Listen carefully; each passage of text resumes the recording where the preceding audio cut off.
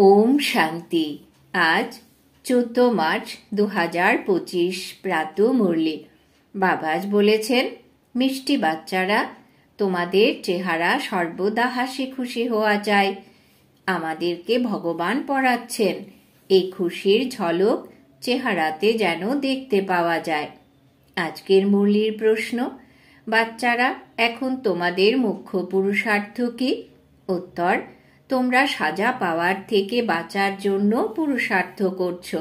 তার জন্য মুখ্য হলো স্মরণের যাত্রা, যার দ্বারাই বিকর্মের বিনাশ হয়। তোমরা ভালোবাসার সাথে স্মরণ করো তো অনেক উপার্জন জমা হতে থাকবে। সকাল সকাল উঠে বাবাকে স্মরণ করলে পুরনো দুনিয়া ভুলতে থাকবে, জ্ঞানের কথাগুলো বুদ্ধিতে আসতে থাকবে। বাচ্চারা, তোমরা মুখ দিয়ে কোনো নোংরা অপশব্দ কখনোই বলবে না। আজকের মুরলির গীত, তোমাকে পেয়ে আমরা সমগ্র জগৎ পেয়ে গেছি, জমি তো জমি, সমগ্র আকাশ পেয়ে গেছি। ওম শান্তি। বাচ্চারা যখন এই রকম গান শোনে, তখন কোনো কোনো বাচ্চা এই গানের অর্থকে বুঝে অনেক খুশিতে ভরে ওঠে। ভগবান আমাদেরকে পড়াচ্ছেন, ভগবান আমাদেরকে বিশ্বের রাজ্যপদ প্রদান করছেন, কিন্তু এত খুশি বিরলই কেউ এখানে হয়ে থাকে। সেই স্মরণ স্থায়ী থাকে না। আমরা বাবার হয়েছি, বাবা আমাদেরকে পড়াচ্ছেন। আবার অনেক আছে যাদের এই নেশা চড়ে না, সেই সব সৎসঙ্গ আদি করে, সেখানকার কথা শোনে, তাদেরও খুশি হয়। এখানে তো বাবা কত সুন্দর সুন্দর কথা শোনাচ্ছেন, বাবা পড়াচ্ছেন, আবার পুনরায় বিশ্বের মালিকও বানাচ্ছেন। তো স্টুডেন্টদের মধ্যে কত খুশি থাকা দরকার। ওই লৌকিক পড়াশোনা করে তারা যেমন খুশিতে থাকে, এখানকার স্টুডেন্টদের মধ্যে ততটা খুশি দেখা যায় না। বুদ্ধিতে তো কিছুই বসে না। বাবা বুঝিয়েছেন যে এই রকম গীত 4-5 বার শোনো।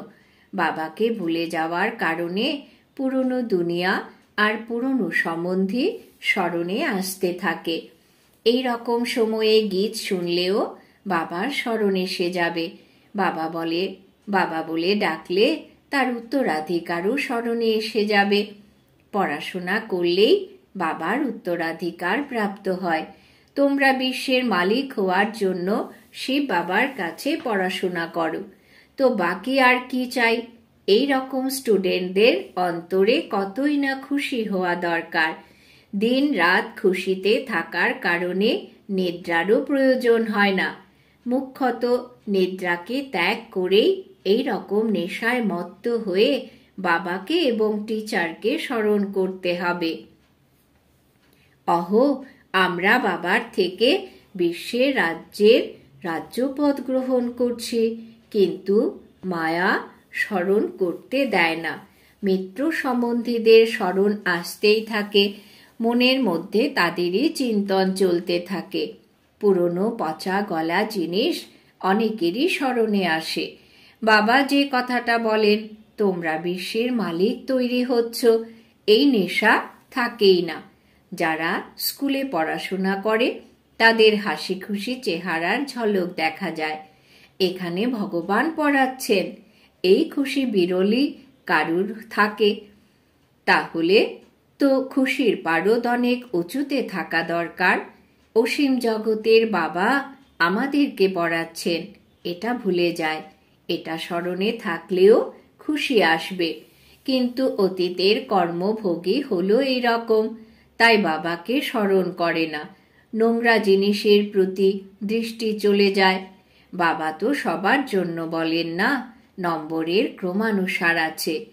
মহান শক্তিশালী তো সে যে বাবার স্মরণে থাকে। ভগবান বাবা আমাদেরকে পড়াচ্ছেন, যেরকম লৌকিক পড়াশোনার ক্ষেত্রে এই খেয়াল থাকে যে অমুক টিচার আমাকে ব্যারিস্টার তৈরি করছেন, সেই রকম এখানে আমাদেরকে ভগবান পড়াচ্ছেন। ভগবান ভগবতী বানানোর জন্যে তো কতই না নেশা থাকা উচিত। শোনার সময় কারুর কারুর নেশা চড়ে যায়, বাকিরা তো কিছুই বোঝে না। ব্যাস গুরু করে মনে করে যে এ আমাদের সাথে নিয়ে যাবে, ভগবানের সাথে মিলন করাবে। এখানে ইনি তো নিজেই ভগবান আছেন, নিজের সাথে মিলিত করান এবং সাথে নিয়েও যাবেন।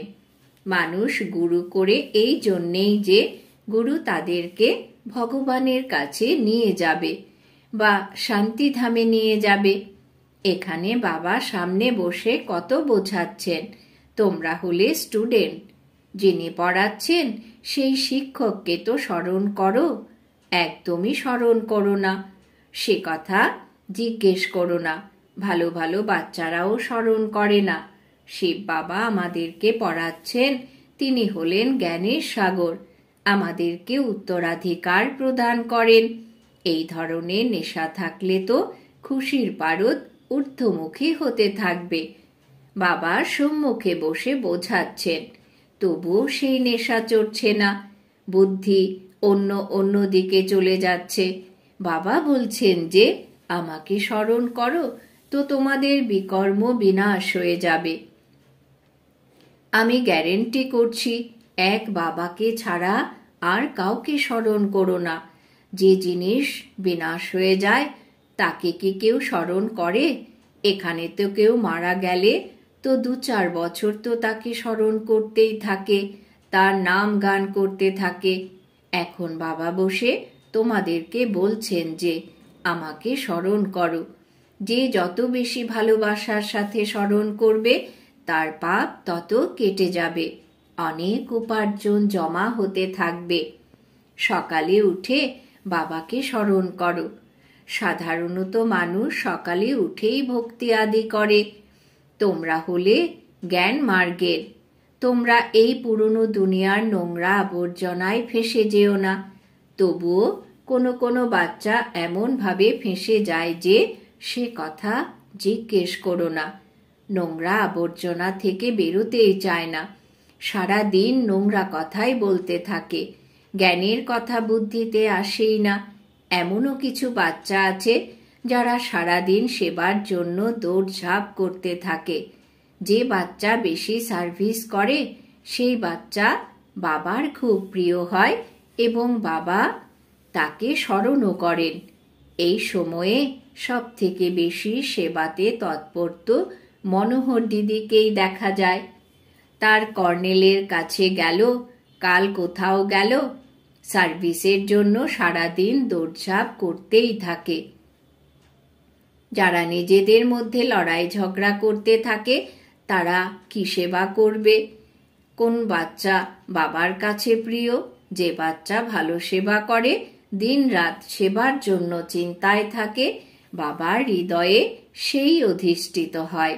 মাঝে মধ্যে এরকম গান তোমরা শুনতে থাকো, তাহলে স্মরণও থাকবে, কিছুটা হলেও নেশা চড়বে। বাবা বলেছেন যে কোনো সময় যদি কারুর উদাস ভাব এসে যায় তখন রেকর্ড বাজিয়ে শোনো, তাহলে খুশি এসে যাবে। অহো, আমরা বিশ্বের মালিক হতে চলেছি। বাবা তো শুধুই বলেন যে আমাকে স্মরণ করো। কত সহজ হলো এই পড়াশোনা। বাবা ভালো ভালো 10-12টি রেকর্ড বাছাই করে রেখেছেন, যেগুলি সকলের কাছে থাকা দরকার, কিন্তু তবুও সবাই ভুলে যায়। কেউ তো চলতে চলতে পড়াশোনায় ছেড়ে দেয়, মায়া আক্রমণ করে। বাবা তমপ্রধান বুদ্ধিকে শতপ্রধান বানানোর জন্য কত সহজ যুক্তি বলে দেন। এখন তোমাদের সঠিক আর ভুল বিচার করার বুদ্ধি প্রাপ্ত হয়েছে। তোমরা এই বলেই ডাকো যে হে পতিত পাবন এসো। এখন বাবা এসেছেন তো পাবন হতে হবে, তাই না? তোমাদের মাথার উপর জন্ম জন্মান্তরের বোঝা চেপে আছে, তার জন্য যত স্মরণ করবে পবিত্র হবে, খুশিও আসবে। সেবা যদিও করতে থাকো, কিন্তু নিজের হিসেবও রাখতে হবে। আমি বাবাকে কতটা সময় স্মরণ করছি। স্মরণের চার্ট কেউ রাখে না, জ্ঞানের পয়েন্টস তো লেখে, কিন্তু স্মরণ করতে ভুলে যায়। বাবা বলেন যে তোমরা যদি স্মরণে থেকে ভাষণ করো তাহলে অনেক শক্তি প্রাপ্ত হবে। না হলে বাবা বলেন যে আমি গিয়ে অনেককে সাহায্য করি, কারোর মধ্যে প্রবেশ করে আমি গিয়ে সেবা করি। সেবা তো করতেই হবে, তাই না? দেখি যে কার ভাগ্য খুলতে পারে। যারা বোঝায় তাদের মধ্যে এতটা ক্ষমতা থাকে না, তাই আমি প্রবেশ করে সেবা করিয়ে নিই। তবু কেউ কেউ লেখে যে বাবাই সেবা করেছেন, আমার মধ্যে তো এত শক্তি নেই, বাবাই মুরলি শুনিয়েছেন। কারুর কারুর তো আবার নিজের অহংকার এসে যায়। আমি এইভাবে ভালো করে বুঝিয়েছি। বাবা বলেন যে আমি কল্যাণ করার জন্য প্রবেশ করি। তখন সে ব্রাহ্মণীর থেকেও তীব্র হয়ে যায়। কোনো বুদ্ধকে পাঠিয়ে দিই তো সে মনে করে যে এর থেকে তো আমি ভালো বোঝাতে পারি, তার মধ্যে কোনো গুণই নেই, এর থেকে তো আমার অবস্থা অনেক ভালো আছে। কেউ কেউ আবার হেড হয়ে থাকে তো তার বড় নেশা চড়ে যায়, অনেক অভিমান নিয়ে থাকে, বড় বড় ব্যক্তিদের সাথে তুই তুই করে কথা বলে। ব্যাস, তাকে দেবী দেবী বললে সে খুশি হয়ে যায়। এরকম অনেক আছে। টিচারের থেকেও স্টুডেন্ট হুঁশিয়ার হয়ে যায়। পরীক্ষায় পাশ করলে তো এক বাবাই আছেন, তিনি হলেন জ্ঞানের সাগর, তার দ্বারাই তোমরা পড়ে তারপর পড়াও। কেউ তো আবার খুব ভালোভাবে ধারণ করে নেয়, কেউ আবার ভুলে যায়। বড় থেকে বড় মুখ্য কথাই হলো স্মরণের যাত্রা। আমাদের বিকর্ম বিনাশ কি করে হবে? কোনো কোনো বাচ্চা তো এমন ব্যবহার করতে থাকে যেটা ব্যাস এই বাবা জানে আর সেই বাবা জানে। এখন বাচ্চারা, তোমাদেরকে সাজা পাওয়ার থেকে মুক্ত হওয়ার জন্যই মুখ্য পুরুষার্থ করতে হবে। তার জন্য মুখ্য হলো স্মরণের যাত্রা, যার দ্বারাই তোমাদের বিকর্ম বিনাশ হয়।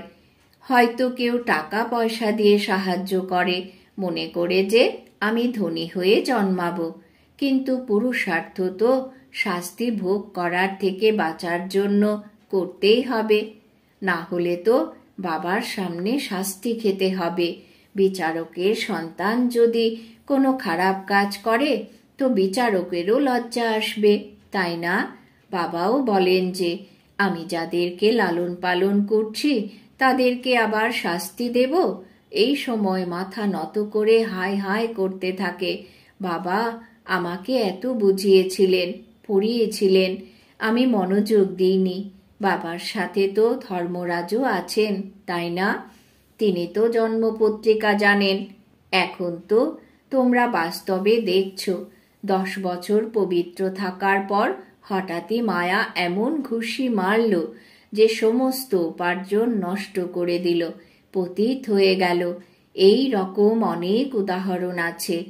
অনেকে বাবার হাত ছেড়ে চলে যায়, মায়ার তুফানের কারণে সারাদিন বিচলিত হয়ে থাকে, তারপর বাবাকেও ভুলে যায়। বাবার থেকে আমরা অসীম জাগতিক রাজ্যপদ প্রাপ্ত করছি, সেই খুশি থাকে না। কামের পেছনে আবার মোহ এসে যায়, এর থেকে নষ্ট মোহ হতে হবে। পতিতদের সাথে কি বুদ্ধির যোগ লাগাবে? হ্যাঁ, এই খেয়াল রাখতে হবে যে একেও আমি বাবার পরিচয় দিয়ে পতিত থেকে পাবন বানাবো। একে কিভাবে শিবালয়ের যোগ্য বানাবো? মনে মনে এই যুক্তি রচনা করো। মোহের কোনো ব্যাপার নেই, যত প্রিয় পরিজনই হোক তাদেরকেও বোঝাতে থাকো, কারুর প্রতি যেন মনে মনে মোহ না থাকে। না হলে তো আবার সংশোধন করতে না, দয়াবান হওয়া উচিত। নিজের উপরেও দয়া করতে হবে আর অন্যদের উপরেও দয়া করতে হবে। বাবারও তো তোমাদেরকে দেখে দয়া হয়। বাবা দেখেন যে কতজনকে তোমরা নিজের সমান বানিয়েছ। বাবাকে তার জবাব দিতে হবে। আমি কতজনকে বাবার পরিচয় দিয়েছি, তারা লেখে যে বাবা আমি এনার দ্বারা তোমার পরিচয় প্রাপ্ত করেছি। বাবার কাছে এই জবাব এলে তখন বাবা বুঝবে যে এই বাচ্চা সেবা করে। বাবাকে লেখে যে বাবা, এই ব্রাহ্মণী তো অনেক সতর্কতা অবলম্বন করে খুব ভালো সেবা করে, আমাদেরকে খুব ভালো করে পড়ায়। যোগের মধ্যে তবুও বাচ্চারা ফেল হয়ে যায়, স্মরণ করার সময় পায় না। বাবা বোঝান যে ভোজন খাবার সময় শিব বাবাকে স্মরণ করতে করতে খাও। কোথাও ঘুরতে ফিরতে যাও, তবুও শিব বাবাকে স্মরণ করো। পরচর্চা পরনিন্দা করো না। যদি কোনো কথা স্মরণে চলেও আসে, তবুও বাবাকে স্মরণ করো, তো তোমার কাজকর্মের চিন্তাও করলে আবার বাবাকেও করা হলো, বাবাকেও স্মরণ করা হলো। বাবা বলেন কর্ম তো অবশ্যই করো, ঘুমের সময়ও ঘুমাও, সাথে সাথে এটাও করো। অন্তত পক্ষে 8 ঘন্টা যোগযুক্ত থাকতে হবে। এটা হতে হবে একেবারে অন্তিম সময় পর্যন্ত। ধীরে ধীরে নিজের চার্ট বাড়াতে থাকো। কেউ কেউ লেখে যে 2 ঘন্টা স্মরণ থাকার পর চলতে চলতে চার্ট শিথিল হয়ে যায়। সেটাও মায়া ভুলিয়ে দেয়। মায়া হলো খুব শক্তিশালী, যে এই সার্ভিসে সারা দিন বিজি থাকবে, সে স্মরণও করতে পারবে। সময় পেলেই বাবার পরিচয় দিতে থাকবে। বাবাকে স্মরণ করার দিকে বিশেষ জোর দিতে থাকবে। নিজেও ফিল করবে যে আমি বাবার স্মরণে থাকতে পারি না। স্মরণের যাত্রাতেই মায়া বিঘ্ন সৃষ্টি করে। পড়াশোনা তো খুব সহজ। বাবার কাছ থেকে আমরা পড়াশোনাও করি। যত ধন দান করবে ততই ধনী হবে। বাবা তো সবাইকেই পড়ান, তাই না? বাণী সকলের কাছে পৌঁছায়। শুধু তুমি নও, সবাই পড়াশোনা করছে। বাণী না গেলে তো চিৎকার করতে থাকে। কেউ কেউ তো আবার এমনও আছে যারা শুনতেই চায় না, এভাবেই চলতে থাকে। মুরলি শোনারও শখ হওয়া চায়। গানগুলো কত ফার্স্ট ক্লাস আছে। বাবা, আমরা তোমার অবিনাশী উত্তরাধিকার নিতে চলেছি। বলে যে বাবা, আমি যেই রকম সেই রকমই, যেমনই হই, কানা হই খোড়া হই, আমি হলাম তোমারই। সেটা তো ঠিক আছে, কিন্তু ছি ছি থেকে তো ভালো হতেই হবে, তাই না? সব কিছুই নির্ভর করছে যোগ আর পড়াশোনার ওপর। বাবার হওয়ার পরে এই বিচার প্রত্যেক বাচ্চার মধ্যে আসা চাই যে আমি বাবার হয়েছি তো স্বর্গে যাবই, কিন্তু আমি স্বর্গে গিয়ে আমাকে কি হতে হবে সেটাও চিন্তা করতে হবে। ভালো রীতিতে পড়ো, দৈবী গুণ ধারণ করো। বাঁদরের মতোই থেকে গেলে তো কি পদ পাবে? সেখানেও তো প্রজা চাকর বাকর সবকিছুই চাই, তাই না? যে ভালো পড়াশোনা করবে তার সামনে যারা পড়াশোনা করবে না তারা মাথা নত করবে। যত পুরুষার্থ করবে তত ভালো সুখ পাবে, ভালো ধনবান হবে, তো সম্মান অনেক থাকবে। যারা পড়াশোনা করে তাদের অনেক সম্মান করা হয়। বাবা তো রায় দিতে থাকবেন, বাবার স্মরণে থেকে শান্তিতে থাকো। কিন্তু বাবা জানেন যে যারা সম্মুখে থাকে তাদের থেকেও যারা দূরে থাকে তারা আরো বেশি স্মরণ করে আরো ভালো পদও পেতে পারে। ভক্তি মার্গেও এরকম হয়। কোনো কোনো ভক্ত ভালো ফার্স্ট ক্লাস হয়, যারা গুরুর থেকেও বেশি স্মরণ করতে থাকে। যে বেশি ভালো ভক্তি করে সেই এখানে আসে। সবাই ভক্ত আছে, তাই না? সন্ন্যাসী ইত্যাদিরা এখানে আসবে না। সকল ভক্ত ভক্তি করতে করতে এখানে এসে যাবে। বাবা কত পরিষ্কার করে বুঝিয়ে দিচ্ছেন, তোমরা জ্ঞান ধারণ করছো, তার মানে এটাই সিদ্ধ হয় যে তোমরা অনেক ভক্তি করেছো। যে বেশি ভক্তি করবে সেই বেশি পড়াশোনা করবে, কম ভক্তি করলে কম পড়াশোনা করবে। মুখ্য পরিশ্রম হলো স্মরণের যাত্রাতে।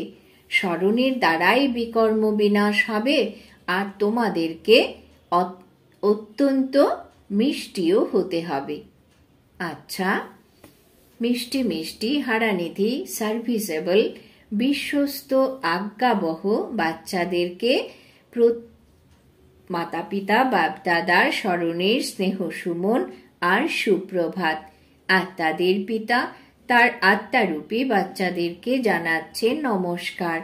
আমরা আত্মারূপী বাচ্চারা আমাদের মাতা পিতা বাপদাদাকেও জানাই স্মরণের স্নেহ সুমন সুপ্রভাত, নমস্কার। ধন্যবাদ বাবা, ধন্যবাদ।